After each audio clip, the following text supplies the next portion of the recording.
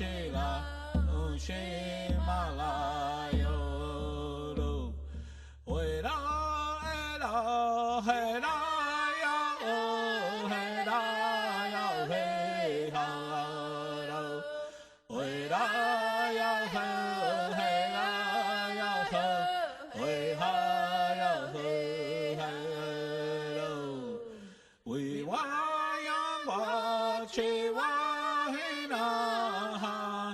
Asni makia chahe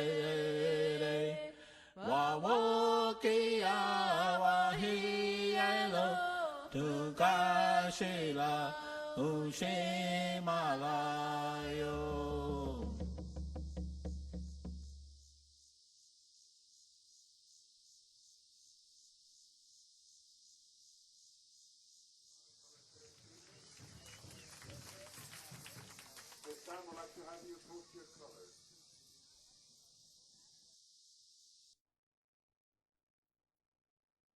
How metakepi le shunkawakan wichasha imachapi Arvo Looking Horse, and I am from Shannon River Sioux Tribe in South Dakota. You're listening to KAOS 89.3 FM in Olympia. Make no bones about it. Oh. Comments made during the broadcast of No Bones About It do not necessarily reflect the views of the staff, management, or underwriters of KAOS Radio or the Evergreen State College. Opinions expressed are those of the host and the guests on the program. And let's make no bones about it, it's Raven Redbone, and we got Mr. Sittingbull in the house. And how are you, Ben? I'm good. How are you doing? Good. I'm good. It's good to. Yep. Hold on.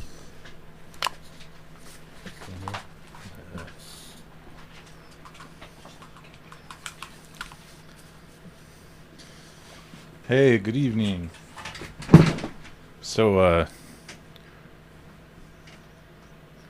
grateful to be here tonight.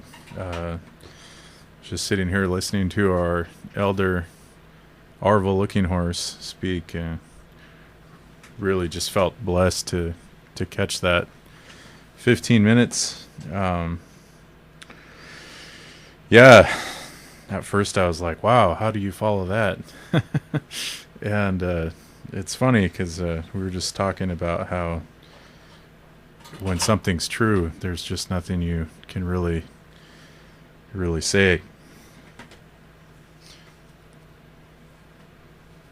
to deny it or anything.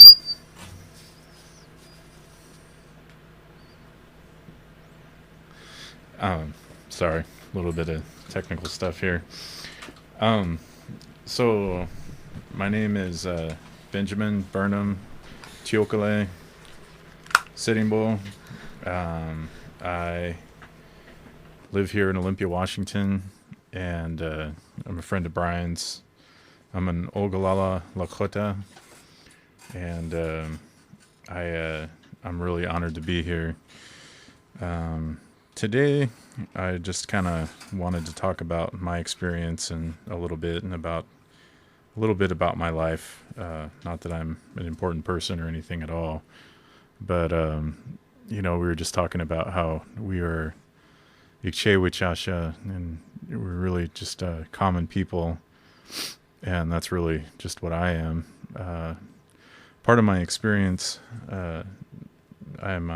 my father was a full blood from Anderson, from Pine Ridge, and my mother is half Scott and half Six Nations. She's from the Mohawk Nation, and I embrace all of my ancestry, but I was mainly raised around Lakota people, and I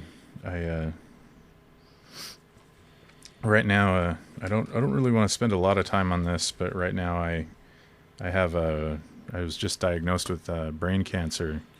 So what Uncle Orville was saying was really hitting home for me in a lot of different ways, when he was talking about the sicknesses that we're seeing. it really is something that I think hits deep for a lot of different people, a lot of different types of people. When we see what's happening, and we see like snow in the middle of what's almost summer, and those things also weigh really heavy on my mind. And so I was sitting looking at quotes today, and I was listening to an artist who I appreciate because I see him on the bus in Seattle sometimes, and he's just a really regular guy, but he really has a positive message. And I kind of took one of his quotes that I thought fit what I was trying to say today.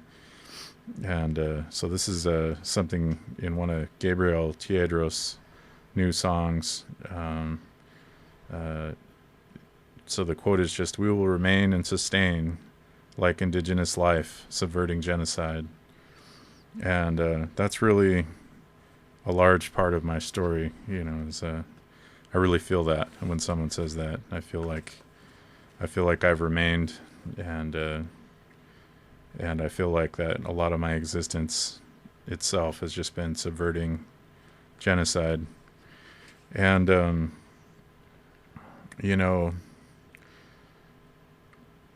I guess to get this out of the way, I really want to kind of illustrate. I don't want to go all statistical, but I do want to say about where my people are from. I know that this gets talked about sometimes, but we're people that are often thrown away. We're made to be invisible a lot of times, and we've had a lot of subversive programs and things leveled at us as a nation of people. And as a result of that, on Pine Ridge, where my father grew up, 97% of the people there are below the federal poverty line. That's there's only 3% of people that are not, and 85 to 95% unemployment. Elders freeze to death in the wintertime. That's one that really, really hits me really, really hard. And even if you have a job there, if you're the 3%, the median yearly income is between $2,600 and $3,500 a year. And 60% of the people live in substandard housing. Every time I look at that housing, it's hard to know what to think when I go by there, and people are living in all sorts of conditions, and I have my own story of poverty that's different. I wasn't raised on the reservation. My father made a lot of sacrifices back in the AIM days to go to school and to get off the reservation, and to try and do something to give his 3 children just a different starting point, and that's a real part of my story. That's something that someone before I was born chose to try and do for me. And it can be confusing to be a Native person in this world. I know in ways I think a lot of people don't really realize. Some of the things that we have to deal with can be really psychologically disturbing. The other day someone really asked me, they just were like, "Well, you're out here in Washington, and why aren't you on your native homelands?" And I'm a very respectful person as a Lakota person, and I just kind of have to resort to a little bit of humor in myself, and because I know that some people don't understand, the struggle, and that I was born into. I may not be defined by it, but I was definitely born into it, and I just didn't know how to say, Pine Ridge is it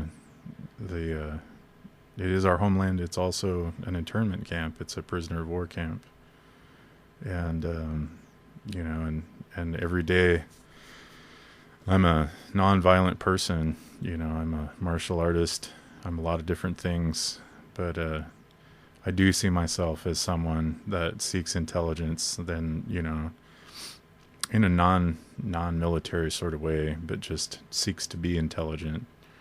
seeks to research things. And I think a lot of that had to do with meeting John Trudell and just some of the things that he said to me directly. It was, basically use your brain, and it's like things like that, like Orville speaking or John speaking or anyone else who's like really been through the struggle. That's when I just like try and soak everything up that they say, and a lot of the things that are happening with our people right now are really difficult to talk about. And whatever I say today, what I really want to talk about is that there is transcendence. There is like the ability to have gratitude and to have a peace in your life, no matter what you go through. I'm largely an urban Indian. I've lived in different urban centers throughout my life. I really choose this place, Olympia, Washington, as my homeland. My people were nomads. We were warriors, and we still are today. And I like this place. I like the ground. I like the people. I like the forest. And a lot of times I feel like I'm treated with respect here. And so this is where I choose to be in these hard times. And a lot of my story I kind of just like put into bullet points here. I kind of wanted to keep it light. I do have a few things to say, but one of the things about our ceremonies that I really want to kind of smash home today to people is we're a lot different than Christianity, and me personally, what I try to do in my own spiritual practice is to hear the good in the things that people say, and I definitely can't be there all the time. And, but that's what I try to do when someone's talking about spirituality, no matter who they are or what their experience is. I really try to hear the goodness in the message and where I can become wise in what they say without judging who they are. And that includes Christians, and the thing that I try to do with negativity is not really engage in it. That's really what my life has brought me to. And a lot of what I've learned from the ceremonies and what they've given me are an understanding of myself, like when I hear like Albert Whitehat talk about that, that's what happens in our sweat and in our sun dances. It's really given me, in a good, peaceful way, a deep understanding about who I am, and being a person of mixed blood, it's really helped me understand the words, like I think I'm pronouncing it right. It's Ieska is like I believe that's the correct term for a person that is part white and part Lakota. And for a long time, I didn't accept any sort of definitions for myself. I think I had a really like negative outlook based on my circumstances, and I didn't realize a lot,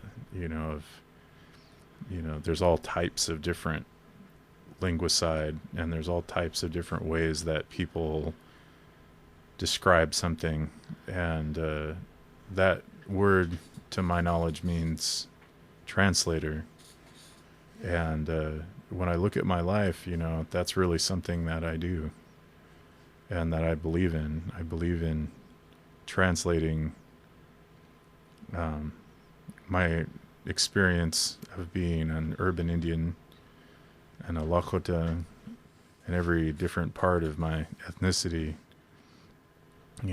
At the same time, I don't always describe myself that way, because I do feel like I'm part of a nation, and I do feel an allegiance to the Lakota nation. And I feel that every day, when I walk and you know, all the time when I breathe, and you know, in my life we moved around a lot.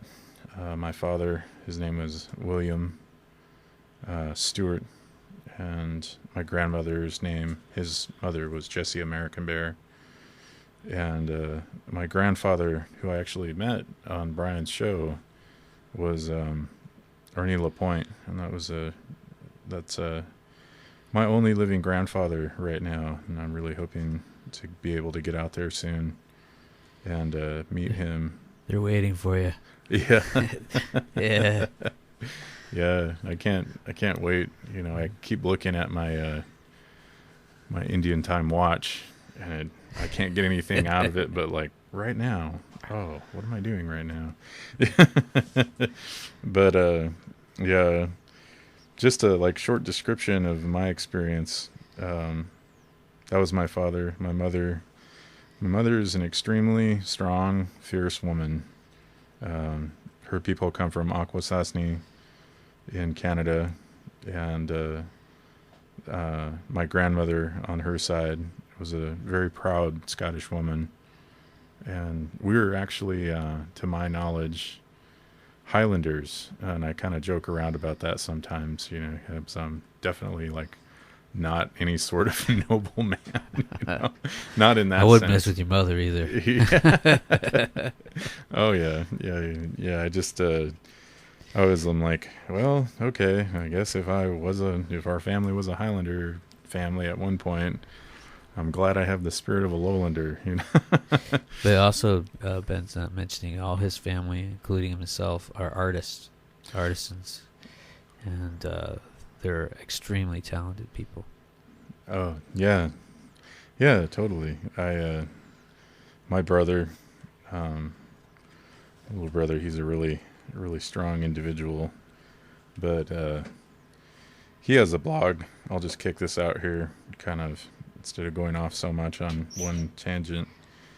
He's tashunkeluta.blogspot.com. That's TASUNKELUTA.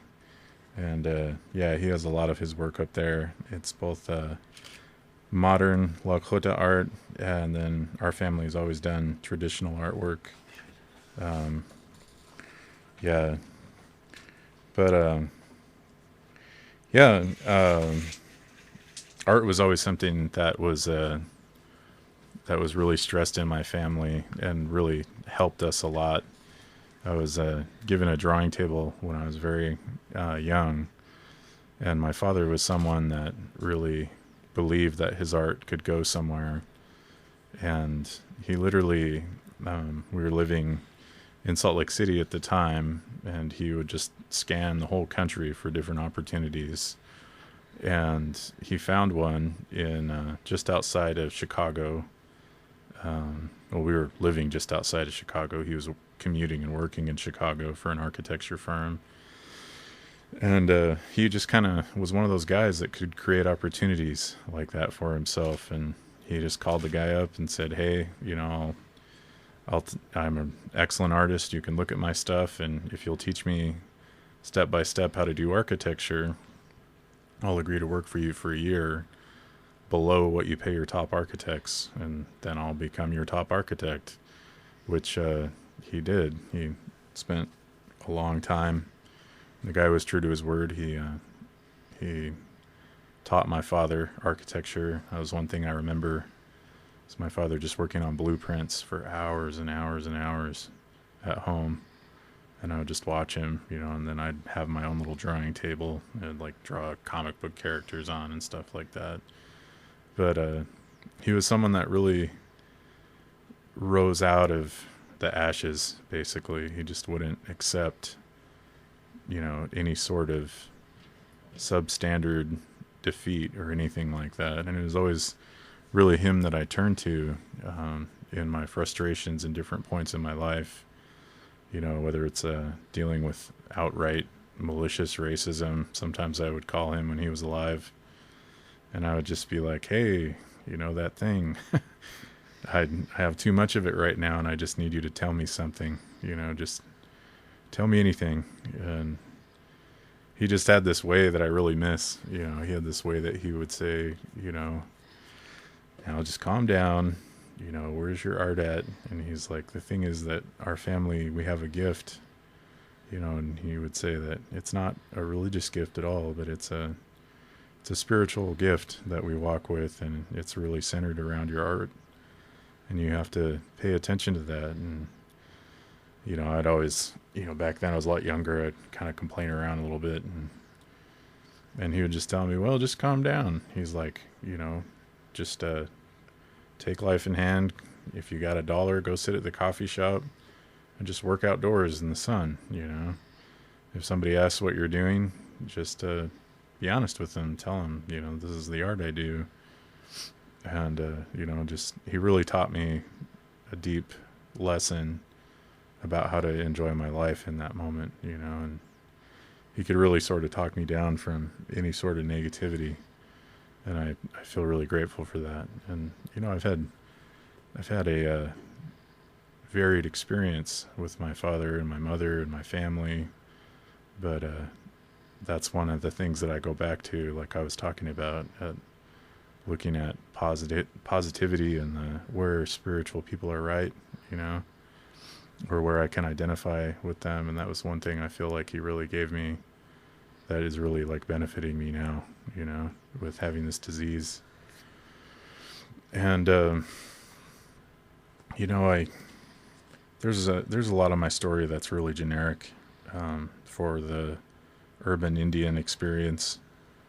You know, I've moved a lot. I've definitely at one point in time struggled with alcoholism. I came to Olympia, Washington 7.5 years ago, and I got sober. And that to me is an attainable miracle. And, you know, I really say that just because it's funny to me, kind of some of the stuff that Indian people talk about and the European words that get used for them. And one of the things that I realized is, you know, a miracle is only a miracle if you don't believe it can happen, you know. And you know, miracles actually happen all the time, you know, and then they just become like common reality. And there are things that are attainable that are amazing, and that's one thing that I just feel really grateful for in the community that I live in, you know. People need to hear that, because, you know, one of the statistics that you're talking about in there that I talk about a lot that really weighs heavy on my heart is how many Native folks are taking their lives very young, you know, and that their life is a miracle, and that they can get clean, they can reach out, and there's all kinds of avenues for that. And for you sharing that, you know, like, I know that there's folks out there. We're not in judgment. We know that we know what's happening, you know.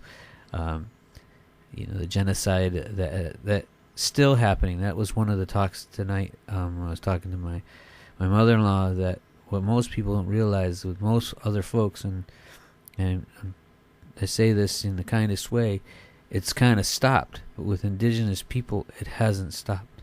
There's still that constant, you know, genocidal approach to Native people worldwide, and you know, the youth feel that really heavy, and they sometimes don't have the road, or know that there is a road that they can take. So I really appreciate you sharing that with us, because it's important. It's important, and I know that the tradition has been a big part of your health and wellness.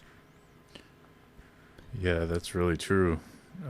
It's sort of, I didn't really expect it to come back to me, as it you know, I've always had my dreams and everything, and my father, and but like I said, I wasn't raised on the reservation, and really what happened was when I moved to Olympia, and I only, like Orville was saying, you know, listen to your guts.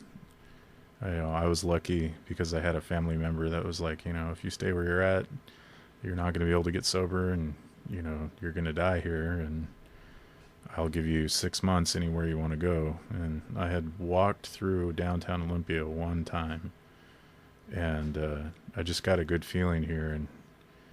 And so I said, well, what about that place, just in the middle of Washington? All those hippies. Yeah. Like, it doesn't seem like there's any gangs there or any, nobody's really getting blasted on the street or anything like that. And what if I go there? And so, yeah, I got 6 months, as long as I would hit up every meeting that I could, or do anything that I could to stay sober, I guess is what I should say.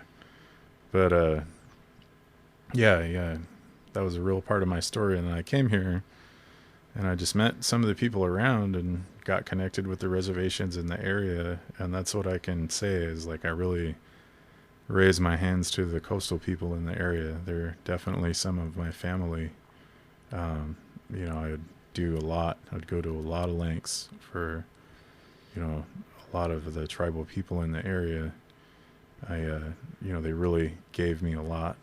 That's where I learned how to chop wood, and that's where I learned how to carry stones, and that's the first time I ever got to clean off and have like life breathed back into me. In the sweat lodge, is right here in Washington. And from there, I didn't really know anything. And the thing about this area is there wasn't a lot of pretentious anything. People were really willing to sit with me or connect me to the people that knew about my culture, and I just soaked it up, and this is actually my last year of completing a 4-year Sundance commitment. And, I take that so seriously, and just feel like such an honor to have transitioned from one side of life to the other by just being taught about the Chinupal Khan, and just being able to sit in the circle like that and, really understand what prayer is, and really for me and who I am, and that's one thing I really support too, is like, whatever people's pathway is, whatever it means to you, it's just it's important right now. Like, you don't have to pray like I do, or like call whatever your higher power is, Tunklashila or Wakantanka,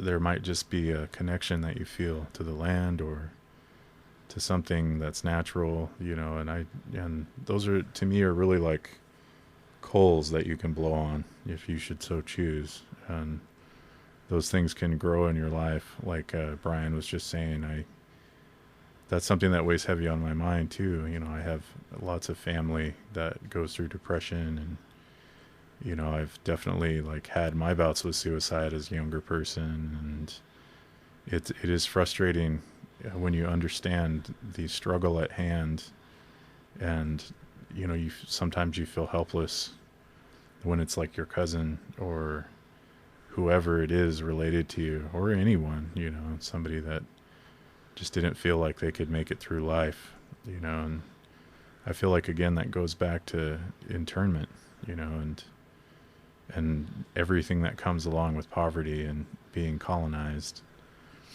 And one of my real passions right now, besides like cancer advocacy, is, I've always been passionate about wanting to help the people, and all the people, like Orville says, the Lakota people, the people that I live among that love and accept me, and and I'm part of a community with.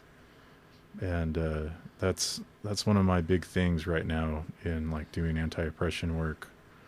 Also, is like just this thing that I don't want anyone to be ashamed of who they are. I don't need that, I feel like we really need to throw in right now and really start to understand, and this is what we've been given as indigenous people.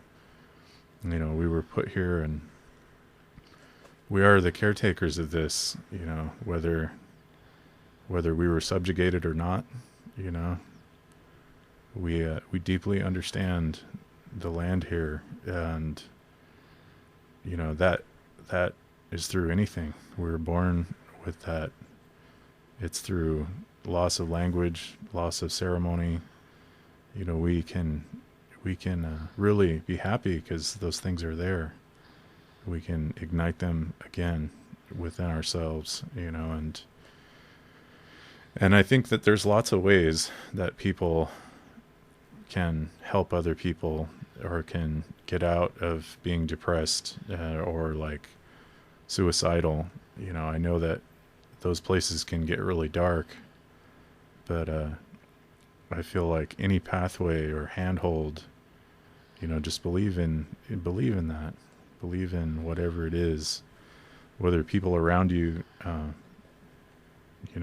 co-sign it or not.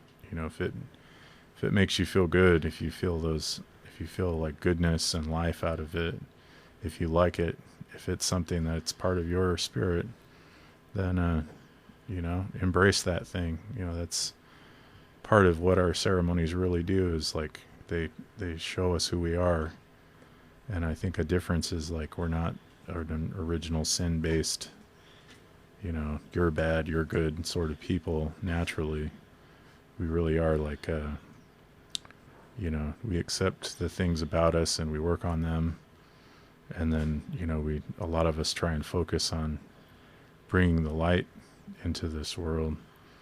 And there's been different times I've like really struggled with mortality, thinking about this disease that I'm faced with. And, every day I walk into this room that is way, way, way more high tech than I ever want to. It's like the Starship Enterprise or something like that. And then I get shot with a bunch of protons, and I really, being the type of person that I was born, it can be hard for me, even though I understand that Western medicine is helping me. And, that's when I really got to shout out the Olympia Food Co-op for that, and being a staff member, and because I would never have access to something like that. And that is literally the only thing that could possibly help me with my diagnosis, and I just appreciate that so much, Yeah, and your loving wife, who's a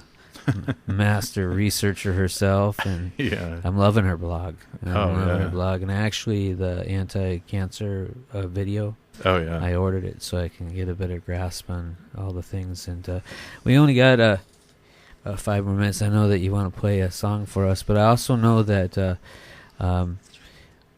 for myself, I appreciate your words and your sharing, and we here, myself, want to help with your healing. And I know that the finances get really tough, and so we can help you by donating. I know that's one of the things, going to Seattle, gas money, all those expenses add up. And I will share with you later if you have the address to donate online, if people want to help and maybe play a song. And G-Dub is in the house in the back. It feels good on Sunday. So again, I appreciate you taking time, Ben, and your words fill my heart, so thanks. Thank you. So yeah, do you have that address there? Or? Oh yeah. First, my wife is definitely a scientist, and she's really, really, really helped out in cutting the time down in research. And so my cancer story and her research, if you have a family member or anyone you know with cancer, it might be helpful. It's the indomitablespirit.wordpress.com, and indomitable, INDONITABLE. So the indomitablespirit.wordpress.com is her blog. It's open to the public if you want to look it up. And then our personal donation site is just called Team Unicorn, and it's on Facebook. So you would just put it in like you were searching for a person, Team Unicorn, and it should pop up. But yeah, and like all love to Team Unicorn for real. Yeah. But they're a good motley crew. I like being in the first stages with them over at Grub. It's fun. Yeah. So So you got a tune for us? Oh yeah. Yeah. So we're gonna hear a nice little flute. Is this one that you made? This flute? Oh no, this is a really skilled human being. His name is Quiet Bear. I'm sure if you threw that into Google, his page would pop up. But he's been a friend of mine for years, and kind of a mentor. And he makes flutes. That's what he does for a living. And so this is one of his flutes. All right.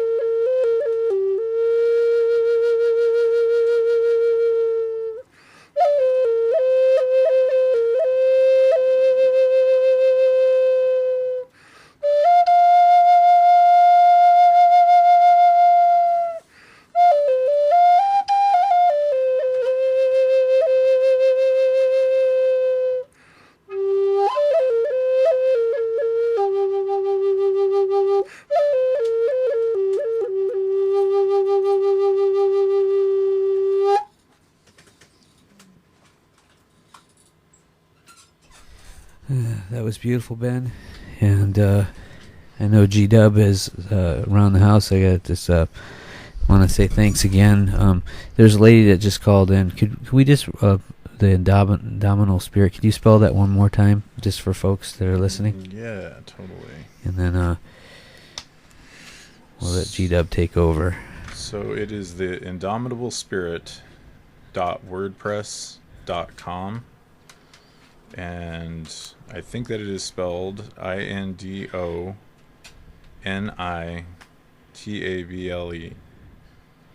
And then spirit is just SPIRTI. All right. And again, thanks for coming with us. I hope we can do this again. I always enjoy hanging with you. And we got the man that, for me, that started it all, just came in, handed me a CD here. And we're going to go out with I just got to do this one station ID, and then we'll play his song, and then appreciate nice job, you guys. So beautiful. So thanks for listening. Comments made during the preceding broadcast of No Bones About It do not necessarily reflect the views of the staff, management, or underwriters of KAOS Radio or the Evergreen State College. Opinions expressed were those of the host and of the guests on the program. If you would like to express another opinion, address your comments to the General Manager, KAOS